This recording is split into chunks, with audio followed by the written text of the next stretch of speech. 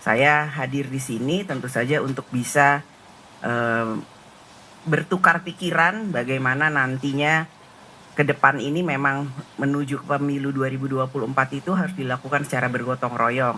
Saya memahami juga bahwa Caimin sudah atau PKB sudah menjalin kerjasama atau koalisi 11 bulan dengan harus ditekankan 11 bulan loh Caimin. Nah, dengan Partai Gerindra, dan tentu saja saya menghormati hal tersebut, namun namanya politik itu kan dinamis.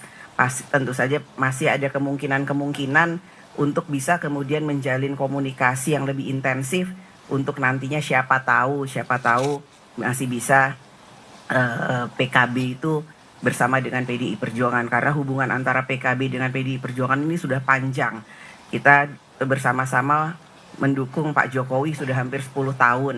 Kemudian di DPR kita sama-sama mengawal DPR, lembaga legislatif juga bersama-sama. Saya ketuanya, Caimin wakil ketuanya, dan selalu harmonis, selalu adem ayem tanpa ada hal-hal yang kemudian membuat kami sepertinya ada masalah, karena semuanya bisa dibicarakan dengan baik, semuanya bisa disampaikan dengan kekeluargaan.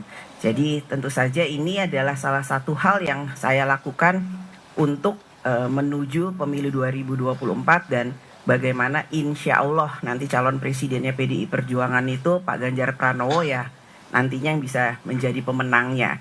Jadi silaturahmi itu saya lakukan sebagai salah satu tugas dari Ibu Ketua Umum untuk bisa bersilaturahmi ke seluruh ketua-ketua parpol untuk menjajaki kemungkinan-kemungkinan yang ada menuju tahun 2024.